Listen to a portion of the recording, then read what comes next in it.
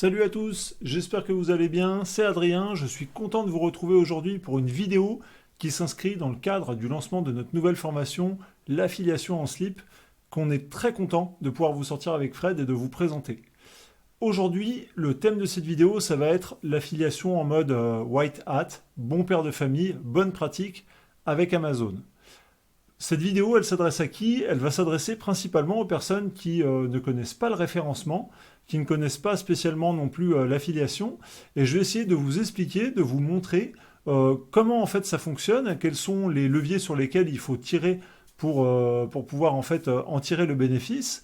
Et là où ça peut être intéressant, c'est que c'est typiquement le genre de stratégie que vous pouvez apprendre à mettre en place, notamment quand vous êtes employé, quand vous avez un boulot de tous les jours et que vous n'avez pas forcément des heures à consacrer pour apprendre des choses extrêmement compliquées ou quoi que ce soit. Je veux dire, avec un petit peu de bonne volonté et un petit peu de temps, eh bien, un peu tout le monde, on va dire, peut y arriver. Et c'est ce que je vais essayer de vous démontrer.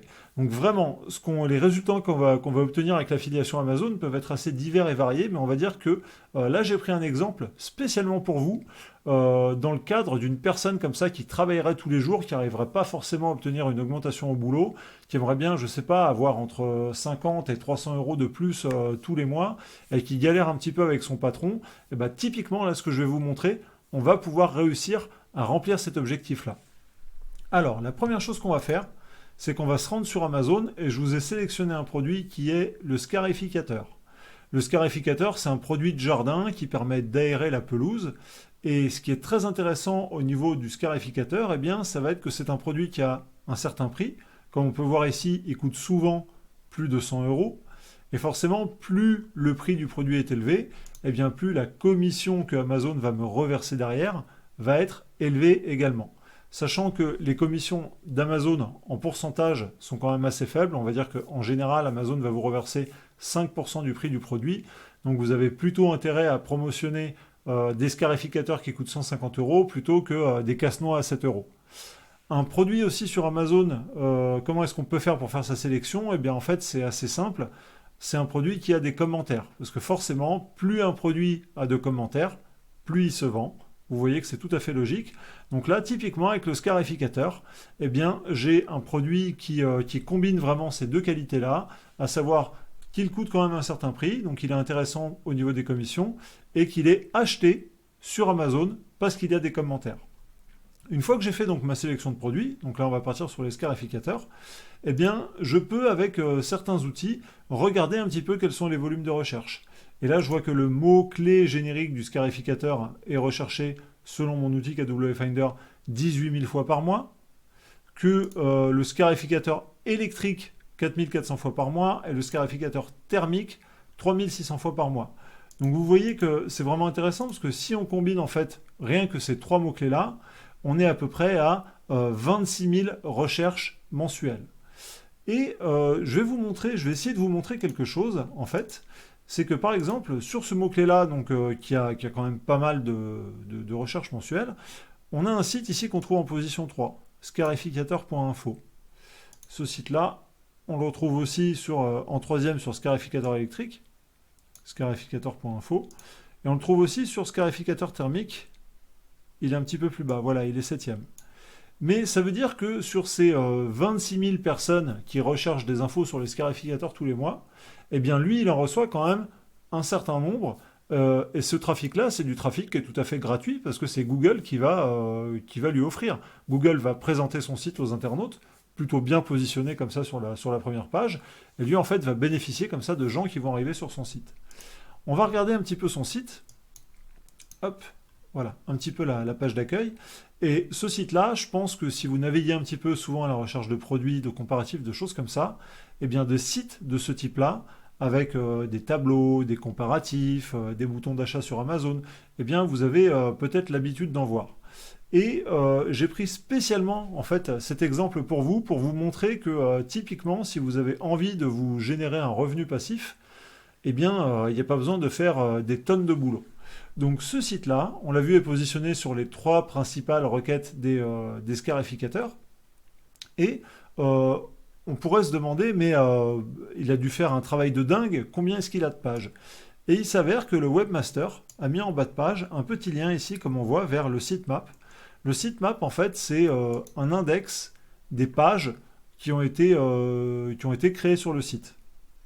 Et si on regarde un petit peu combien de pages contient son site, ici j'ai 12 URL, là j'en ai 5, donc sachant que ça comprend voilà, la page contact, peut-être des mentions légales ou des choses comme ça.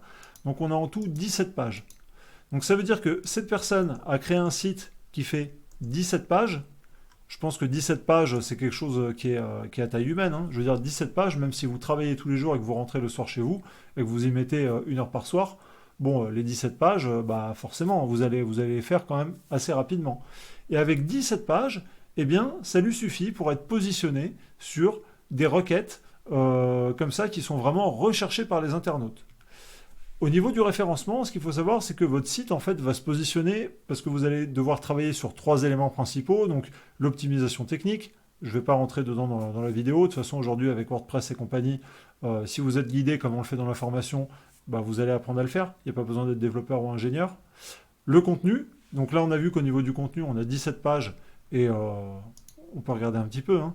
C'est pas des pages de folie. Hein. Si je regarde, voilà, que je descends ici et que je compte, par exemple, le nombre de mots, sur cette page-là, j'ai voilà, 518 mots. Donc c'est pareil, 518 mots, c'est pas énorme. Hein. C'est à peine une page Word, si je ne m'abuse. Donc, on a vu optimisation technique, contenu. Et la troisième chose qui va faire monter votre site, ça va être les liens qu'il reçoit.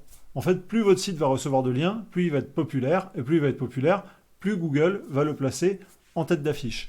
Et si on regarde un petit peu combien de liens reçoit ce site, de par ce que l'on appelle des domaines référents, ce que l'on voit ici, eh bien on voit qu'il a 11 domaines référents. Donc ça veut dire que dans sa stratégie pour devenir populaire, il a juste 11 sites qui lui envoient du lien. Autant dire que c'est vraiment, c'est pas grand-chose.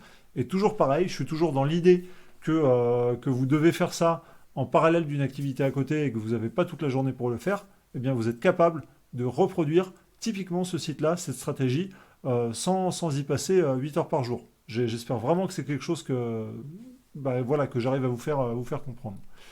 Au niveau de son site, on peut voir qu'on a des pages comme ça, avec un top 3, avec des tableaux, avec en dessous le détail de chaque produit. Et si on regarde un petit peu sur Google, quand on tape meilleur scarificateur électrique, eh bien on voit que certains sites arrivent à déclencher ce qu'on appelle ici la position 0. C'est cette boîte que vous voyez, qui va forcément vous amener beaucoup de trafic. Et bien que lui ait tout fait pour avoir une position 0, c'est-à-dire qu'il a indiqué à Google, regarde, ça c'est le top 3 des machines que je conseille, ça c'est la première, ça c'est la seconde, etc., etc. Eh bien Google, pour le coup, a jugé que ce n'était pas forcément lui le plus pertinent pour être placé sur cette requête, mais cependant, si on descend un petit peu, eh bien on voit qu'il est quand même là. Donc ça veut dire que, bien qu'il ne soit pas en position 1 et qu'il n'ait pas reçu de position 0 de la part de Google, parce que Google a préféré mettre en avant le site du jardinier.fr pour cette requête-là, eh bien il est quand même dans les top pages. Il doit quand même recevoir du trafic, gratuit, sans payer. Donc c'est intéressant, quand on crée comme ça son site d'affiliation, eh bien d'essayer de déclencher des positions 0, même si c'est Google qui a toujours le dernier mot. Et comment est-ce qu'il pourrait faire en fait pour aller en fait griller la politesse à son concurrent? Eh bien il faudrait au choix soit qu'il se fasse, soit qu'il soit plus populaire, donc il essaye d'obtenir plus de liens qui pointent vers son site, soit peut-être qu'il rajoute plus de contenu. Il faudra aller voir un petit peu le site du concurrent, compter le nombre de mots, parce que Google est assez sensible comme ça au nombre de mots, et on voit, je pense que effectivement, peut-être que la page du site concurrent, voilà, reçoit plus de mots, ni plus ni moins. Donc peut-être rajouter un peu de texte, rajouter un petit peu de lien. Vous avez compris le principe. Donc, on voit qu'on a comme ça des comparatifs. On voit qu'on a aussi des pages, ça c'est très important, qui sont des pages de conseils. Quand vous voulez faire la promotion d'un produit, vous ne pouvez pas mettre que des pages commerciales, parce que sinon les gens vont s'en aller.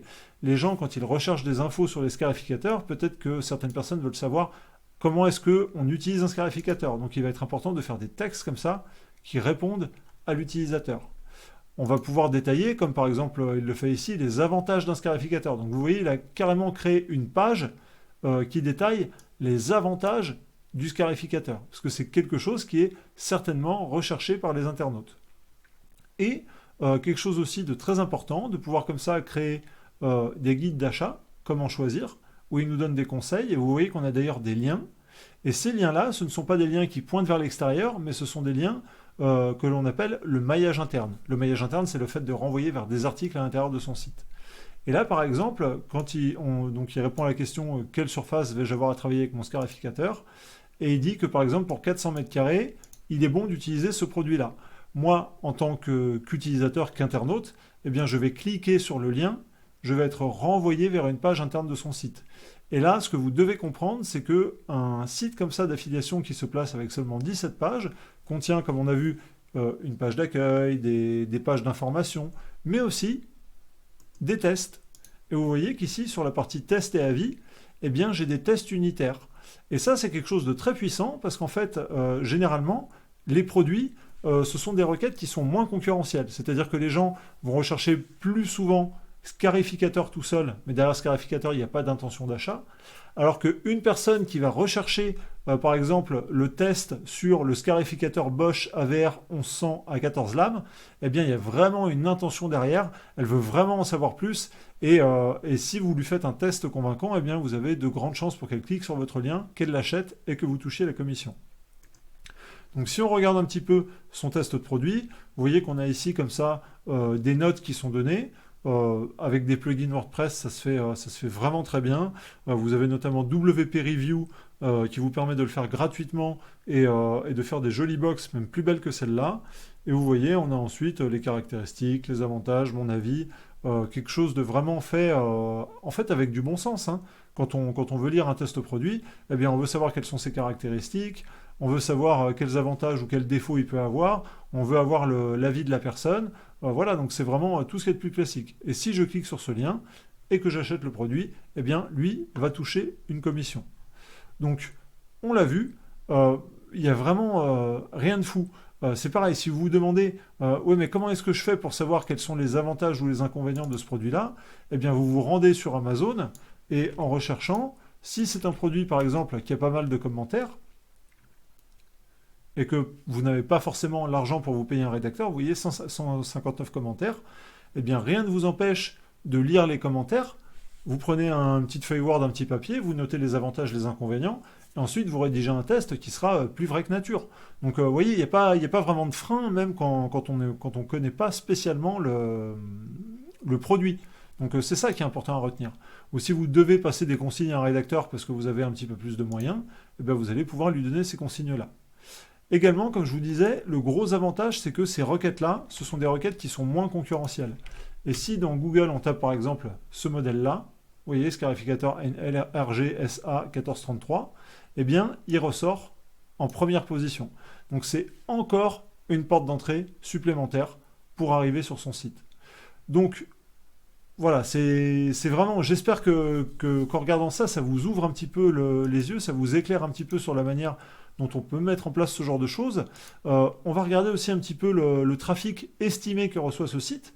Donc c'est un site qui a été lancé vraisemblablement, on va dire, voilà, en fin 2016, mais à mon avis, à cette époque-là, il n'avait vraiment pas fait grand-chose. Et il s'occupait un petit peu de son référencement, voilà, vers septembre-octobre 2017. Et après, comme vous voyez, avec seulement 17 pages, c'est pas comme si le mec avait fait quelque chose dessus, hein. Non, il a juste mis en place peut-être son site un petit peu mieux à ce moment-là, envoyé quelques liens, et ensuite il est parti à la pêche. Et qu'est-ce qui se passe? Eh bien, c'est un site qui n'a cessé de gagner du trafic. Alors certes, c'est pas des centaines de milliers de visiteurs, mais il faut quand même considérer que voilà, Google, en octobre, et c'est des visites estimées, hein. Généralement, les visiteurs estimés par ces outils-là sont inférieurs à la réalité.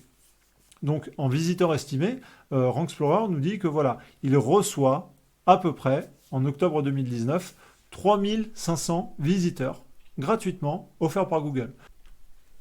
3500 visiteurs, c'est ce que Google offre à ce site pour avoir produit 17 pages pour, allez, une semaine de travail. Combien est-ce qu'il gagne avec ce site? Seul lui peut le savoir, mais par expérience, par empirisme, on peut à peu près en déduire qu'il devrait se sortir, allez, on va dire, dans les 130 euros en moyenne. 130 euros, vous êtes en train de vous dire, c'est pas foufou. Et c'est vrai.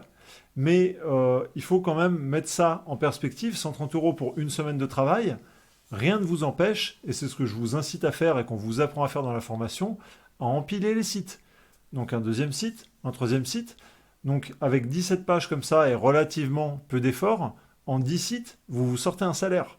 Et ça, c'est une réalité, c'est mécanique. Je vais vous montrer une autre capture d'écran qui est issue cette fois d'un site à moi. C'est un site qui a un petit peu moins d'un an au niveau de l'ancienneté et pareil, qui m'a pris à la conception, on va dire, une bonne semaine. Et au niveau de l'entretien, c'est un site qui me prend entre 2 et 3 heures par mois.